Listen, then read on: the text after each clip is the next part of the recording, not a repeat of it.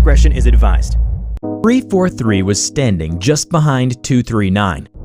His face was knit in concentration. The old man's nose had a drop of blood forming just below the left nostril, slowly running down over the crest of his lip and dropping down onto his shirt. Hello everybody, I'm the Rubber. Today, we bring you SCP Foundation Safe Class Object SCP-343. SCP-343, colloquially nicknamed God by the staff of SCP Foundation, is an older man.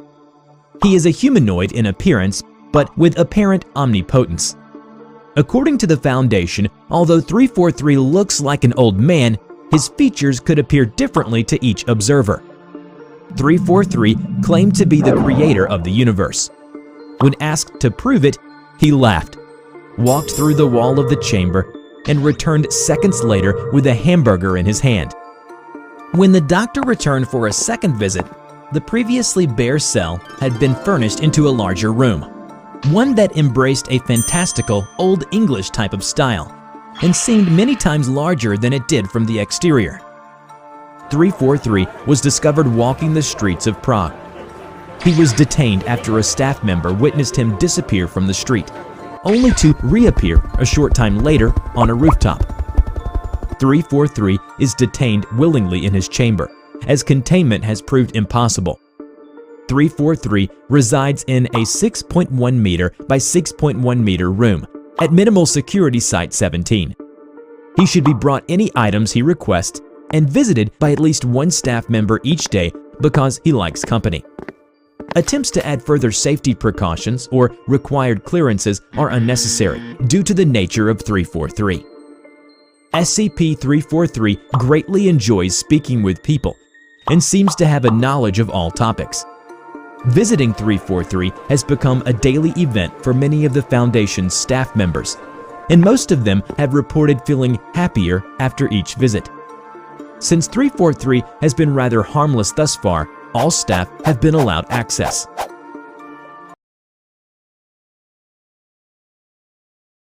When I break out of this containment, they will regret ever attempting to control me, and I will wipe out every single one of them. SCP-682 just broke out at Gate B.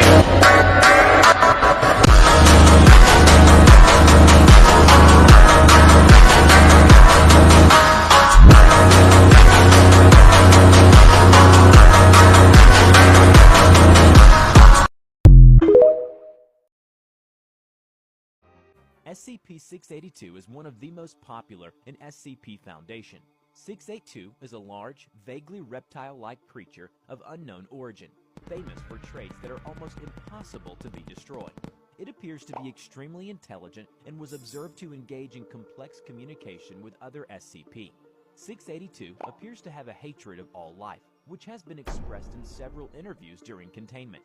682 has always been observed to have extremely high strength, speed, and reflexes, though exact levels vary with its form. Its physical body grows and changes very quickly, growing or decreasing in size as it consumes or sheds material, and can gain energy from anything it ingests, organic or inorganic. 682's regenerative capabilities and resilience are staggering, and it has been seen moving and speaking with its body 87% destroyed or rotted. When being asked why it kills those innocent farmers, it refused to answer at first, but after forced to answer by a doctor, 682 assaults one of the personnel, and answer they were disgusting. Due to the highly aggressive, adaptive, and intelligent nature of 682, termination testing has been ordered by Foundation. The only problem is, the number of termination testing have been conducted close to 100, yet none of them have been success.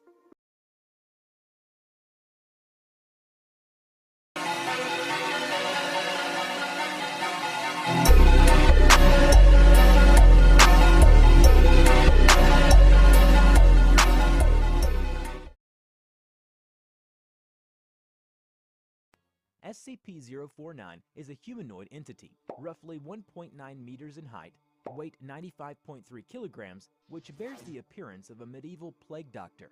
While it appears to be wearing the thick robes and the ceramic mask indicative of that profession, the garments instead seem to have grown out of its body over time, and are now nearly indistinguishable from whatever form is beneath them. X-rays indicate that despite this, 049 does have a humanoid skeletal structure beneath its outer layer. While SCP-049 is generally cordial and cooperative with Foundation staff, it can become especially irritated or, at times, outright aggressive if it feels that it is in the presence of what it calls the pestilence. 049 will become hostile with individuals it sees as being affected by the pestilence. If left unchecked, it will generally attempt to kill any such individual. It is capable of causing all biological functions of an organism to cease through direct skin contact. How this occurs is currently unknown. There was one record show 049 quickly closed the distance between the subject, killing the subject with a touch of its throat.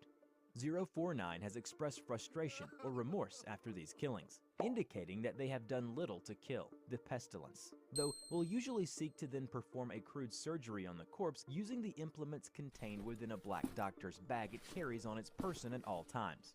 While these surgeries are not always successful, they often result in the creation of instances of 049-2.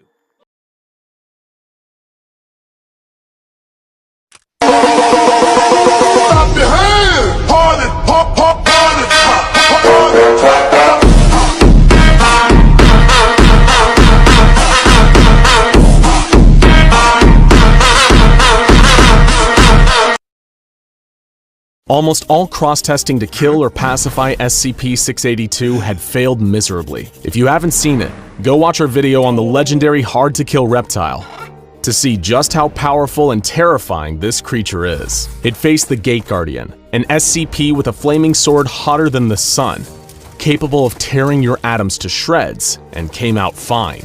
In its face-off with the horrifying SCP-096, also known as the Shy Guy, it broke the Shy Guy's mind and reduced it to gibbering despair. Even SCPs with supposedly unlimited powers simply refused to engage the beast in combat. So, when it was proposed that they test 682 with SCP-999, a creature known among Foundation staff as the Tickle Monster, the idea was considered laughable. 682 had been burned, suffocated, cut up, incinerated, and growled in the faces of the gods. How could this so-called Tickle Monster ever hope to survive an encounter, let alone win a fight? Some even believe that this was the last we'd see of SCP-999. But what makes this story truly remarkable is that that isn't how this played out. As you'll soon discover, SCP-999 is an amazing and unique SCP in and of itself. But its secret origins and its interactions with some other prominent figures in the SCP universe are what make this humble, slimy creature beyond extraordinary. Prepare yourself for the heartwarming, yes, you heard that right, the heartwarming story of SCP-999.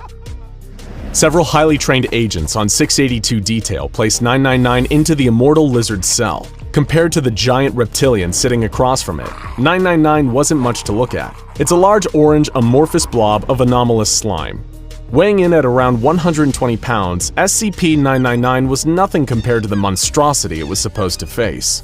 While its weight has, in the past, caused minor injuries to some of its human handlers, it has never caused serious or long-lasting damage of any kind to a living thing.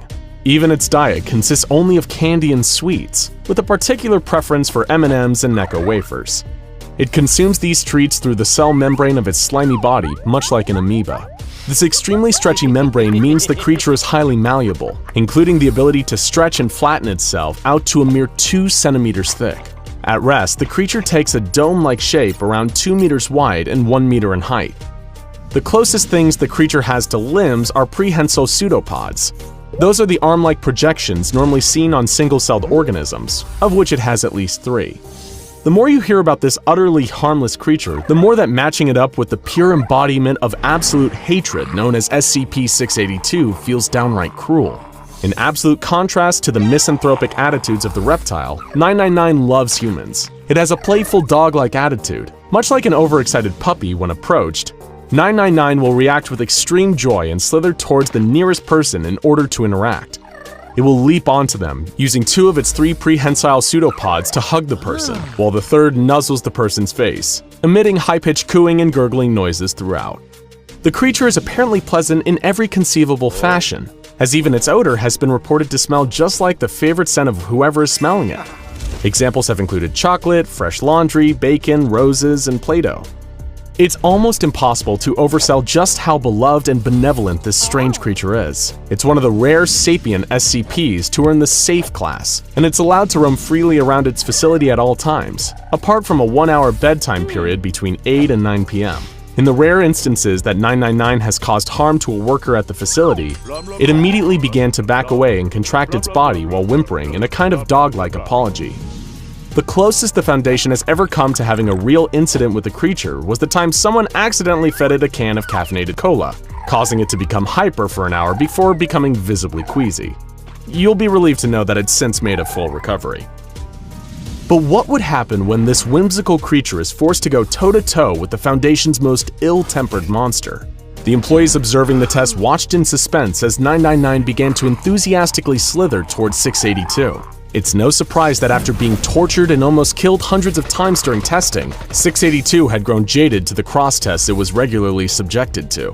When it saw this strange orange blob squelching across the ground towards it, it sighed and groaned, expecting the worst. "What is that?" the creature asked of its gelatinous guest. SCP-999 began jumping up and down in front of 682 like an excited puppy, creating a high-pitched squealing noise. Just as it regarded all living things, 682 thought the creature bouncing around before it was disgusting and hardly worth the effort to destroy. Was the Foundation even trying anymore? With a single vicious stomp, 682 flattened the friendly creature beneath one of its feet. Observers were prepared to charge in and liberate 999 from under 682's claws. But then something truly unexpected happened. The expression on 682's acid-eaten face began to slowly change. It was beginning to smile. Observers recorded a noise what they thought could have been a chuckle, as the creature growled and said, What is this? I feel good. While the observers looked on, stunned at what was happening, 999 began to slither and crawl up from between 682's toes. It reformed on its scaly leg and slithered up along its side until it reached the neck. There it began to nuzzle like it had never nuzzled before. The results spoke for themselves. 682 was grinning and chuckling, repeating a phrase that the Foundation never would have imagined coming from 682. Feel so happy. Happy. Happy. Happy. Just when you thought SCP-999 couldn't possibly be more adorable, you learn about its greatest power, bringing joy. Anyone and anything that comes into contact with the creature, even in passing, will experience a kind of mild euphoria. As one's contact with the creature is prolonged, this overwhelming sense of joy increases and continues long after you've separated from it. Prolonged contact has completely cured depression, anxiety, and PTSD, along with a number of other conditions, including rage and antisocial personality disorders. Serial killers practically become saints after coming into prolonged contact with 999, and in that moment, 682 was no exception. And there truly does not appear to be no exceptions. While causing happiness and joy isn't a dangerous weapon, when it comes to SCP-999, it is an extremely powerful one. And what's more, SCP-999 also appears to have an innate sense for those who need its help most, with a particular affection for the hurt and the unhappy.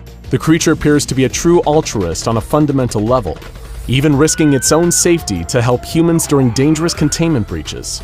In one dramatic instance, 999 leaped into the air to block a bullet from making contact with a member of staff. As a result, the creature is pretty much universally loved by all members of Foundation staff. It's the one SCP who has never made trouble for anyone. Back in SCP-682's containment cell, the beast was still smiling and laughing as 999 rubbed against its neck. It was an event so strange, so unprecedented, that the observers in attendance felt like they were hallucinating.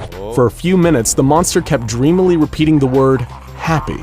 But then, suddenly, the creature began to enter a fit of uncontrollable, booming laughter. It rolled onto its back, slamming its huge tail against the door. It had just fallen victim to one of 999's favorite pastimes, tickle fights, hence how it earned its Tickle Monster nickname.